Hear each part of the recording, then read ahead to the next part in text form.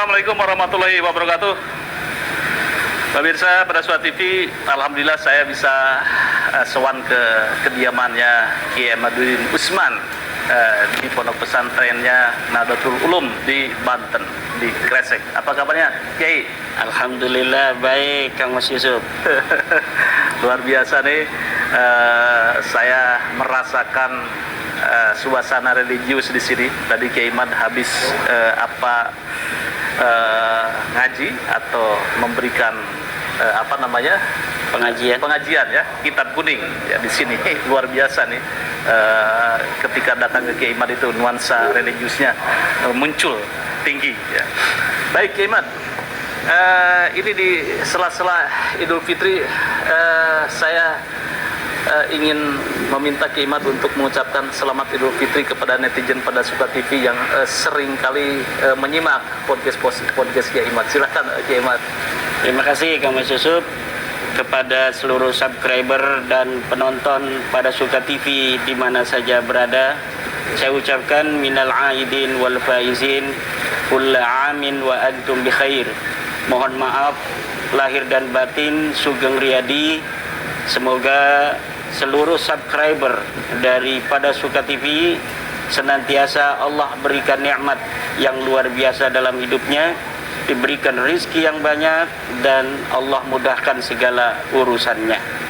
Amin. Terima kasih Kiai. Terima kasih Bang. Luar biasa. Sama-sama. Ini ucapan yang bersejarah buat saya dan subscriber dan netizen semuanya. Baik Kiai, saya kesini nih mau konfirmasi nih Kiai.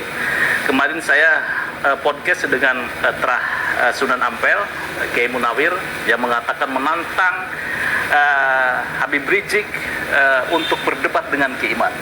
Kemudian saya juga podcast dengan salah satu Kiai Sepuh, yaitu Gus Lim di Bogor, pengasuh pondok pesantren Ibnu Akil. Malahan beliau lebih maju lagi, Kiai, siap untuk menggelar debat nasab ini antara Kiai dan Habib Rizik. Hadiahnya ini luar biasa, ini bukan karena Gus Lim mengatakan bahwa bukan mereka tidak punya uang. Saya yakin Kiai Ahmad itu banyak uangnya, kemudian Habib Rizik umroh berkali-kali, tetapi rasa bahagianya kalau ini terjadi, debat ini akan diumrohkan, umroh bersama, termasuk saya nih pada Suara TV sebagai saksi sejarahnya. Luar biasa.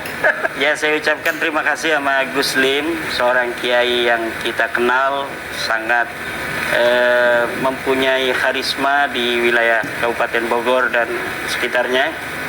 Dan saya menyambut baik usulan beliau, orang tua kita Gus Lim, untuk bersedia menjadi penyelenggara terjadinya debat antara saya dan Rizik Syihab. Tetapi terus terang saya, Kang Mas Yusuf, pesimis bila pihak Rizik Syihab berani untuk melayani tantangan debat dari Gus Lim itu. Tapi Kiai Ahmad itu serius ini, siap kalau ada undangan untuk berdebat dengan Habib Rizik. Ketika saya membuat sebuah tesis itu kan sebenarnya menunggu antitesis. Iya.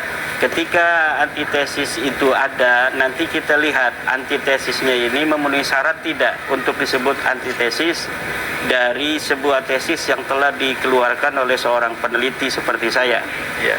Jadi berbagai macam kesempatan yang dimana saya diundang selama ini, suasana akademis yang saya harapkan itu selama ini selalu gagal. Di UIN Syarif Hidayatullah, ketika kita mau dipertemukan dengan Profesor Said Agil Al-Munawar, gagal. Iya. Kemudian di Wali Songo, ketika dipertemukan kita rencananya dengan Rabita Alawiyah, gagal. Iya. Sebelumnya di Banten juga, ketika panitia Banten akan mengadakan dan mempertemukan saya dengan Taufik Segaf, itu pun gagal. Iya. Hanya dikirim Hanif Alatas dan beberapa orang dari saudara kita dari Kibin, tetapi ternyata mereka juga tidak mengatasnamakan sebagai perwakilan dari Rabita Alawiyah. Iya.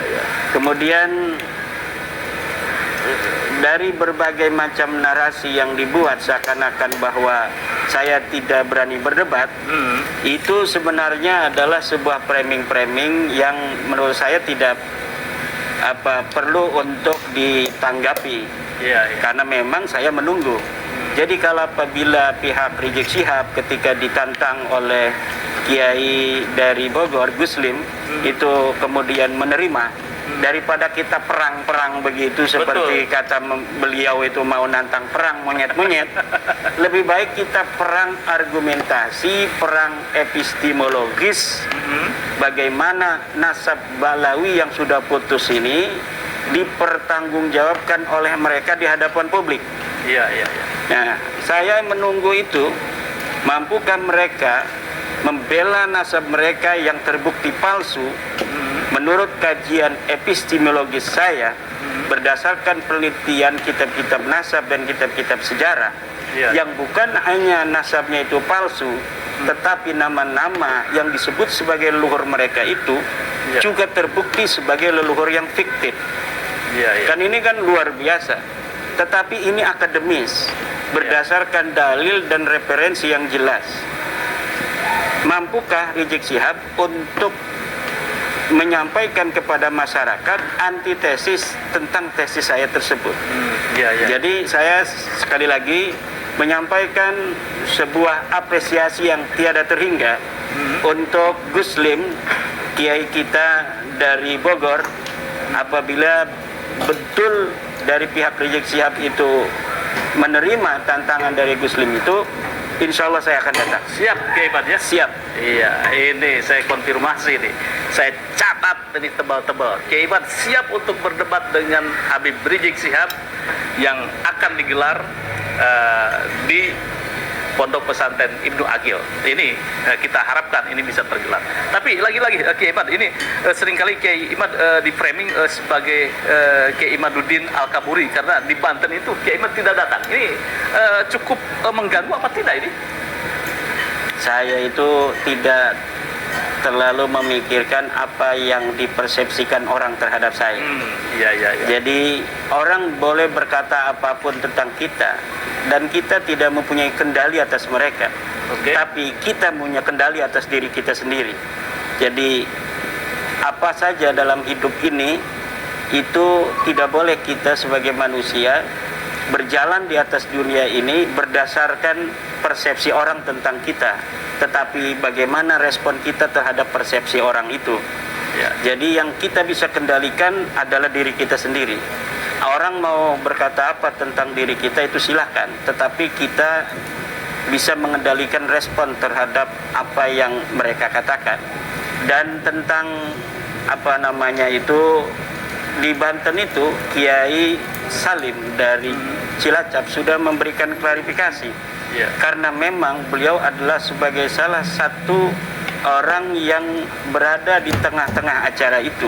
Beliau hadir di situ, beliau juga adalah pendukung daripada tesis saya, dan beliau juga mengaku bahwa waktu itu siap untuk meladeni Rabita Alawiyah, membantu Kiai Imad untuk berdebat dengan Rabita Alawiyah. Asalkan Rabita Alawiyah itu betul-betul atas nama Rabita Alawiyah.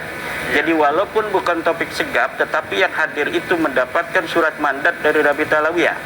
Tetapi ketika Kiai Salim menanyakan bersama Gus Ajus Jazuli dan waktu itu masih ada Tengku Qori. Waktu itu ya. Iya, masih ada Tengku Qori. Halo Tengku.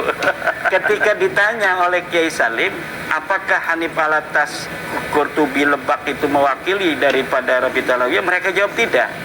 Nah, kalau tidak mewakili atas nama Rabita Alawiyah, sedangkan acara itu diadakan untuk mempertemukan saya dan Rabita Alawiyah, baik dengan Taufik Sigap langsung maupun dengan wakilnya, tapi ternyata kan Taufik Sigap sudah menyatakan. Jadi beberapa hari sebelumnya saya mendapatkan screenshot dari saudara saya Imam Ibrahim bahwa Taufik Sigap, Rabita Alawiyah tidak mau datang dan tidak mau mengutus wakil.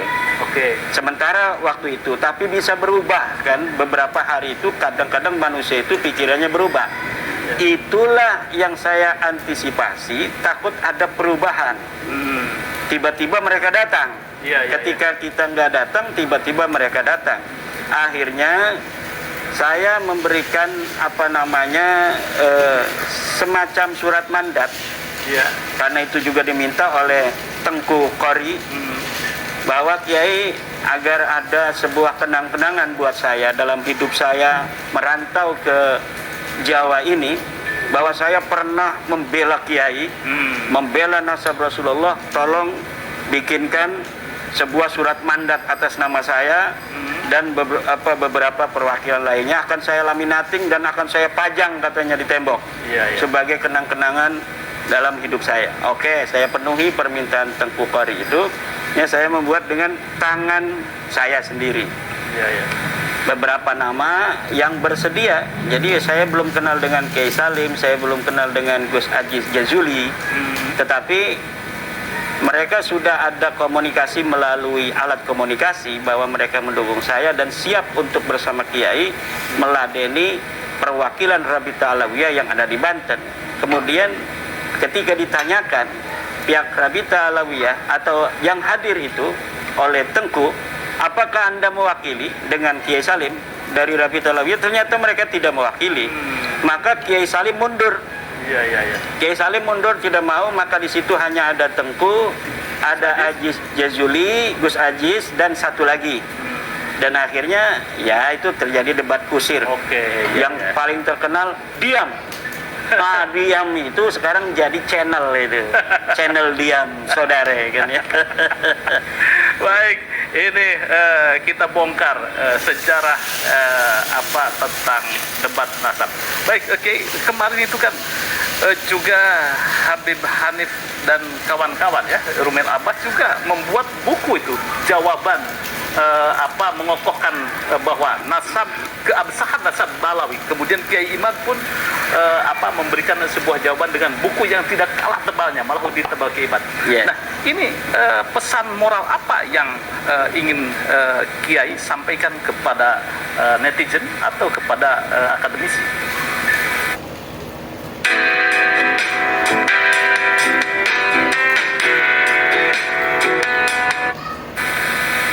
Kita sudah memiliki preseden terhadap gaya Balawi dari buku-buku kitab-kitab yang kita baca di dalam sejarah Balawi, bahwa sejak dulu gaya-gaya mereka itu tidaklah terlampau berbeda dengan gaya zaman sekarang. Bagaimana skandal ilmiah yang dibuat oleh Ali Asakran yang menyebut nama ulama-ulama sebelumnya, yang banyak sekali dalam kitabnya Al-Burqatul Musyiqah, bahwa nasab mereka sebagai seorang sayyid itu sudah dilegitimasi oleh ulama-ulama masa lalu dan disebutkan di situ oleh Ali Asakran nama-nama ulama. Ternyata ketika kita verifikasi dari kitab-kitab ulama-ulama tersebut, maka ulama tersebut sama sekali tidak menyebutkan itu. Nah, tetapi mereka rajin sekali, Kang Mas Yusuf, membuat buku dan membuat kitab-kitab. Ada 27 kitab minimal dari masa lalu sebelum ada bab nasab ini yang menyatakan atau menghimpun pendapat-pendapat mereka tentang bahwa nasab mereka itu sahih. Jadi sebenarnya mereka itu sejak lama meragukan nasabnya mereka sendiri, sehingga dengan itu mereka memerlukan sebuah penguatan terus-menerus tiada henti sampai hari ini terbongkar selama 550 tahun dari 895 sampai 2022-2023 itu 550 tahun kebohongan kedustaan nasab mereka yang sebelumnya mereka mengaku 895 dari 345 juga adalah 550 tahun. Jadi 550 tahun mereka mengaku dari mulai 895 sampai hari ini, dan yang diaku itu adalah orang yang wafat 550 tahun tanpa ada bukti sama sekali secara empiris, secara epistemologis, dan secara kitab nasab. Juga hari ini dari hasil genetika tes DNA. Baik, ini luar biasa. Ini akan kita kupas nanti kalau debat sengit antara Kiai Imad versus Habib Rizik. Terima kasih Kiai. Terima kasih, sama-sama Kang Mas Yusuf. Jadi sekali lagi siap ya debat siap dengan Habib Rizik ya? Siap. Bagaimana dengan Pak Habib Rizik? Siap kan untuk berdebat dengan Kiai Iman? Bagaimana kata netizen? Terima kasih. Jangan lupa like, share, subscribe pada Suha TV. Wassalamualaikum warahmatullahi wabarakatuh.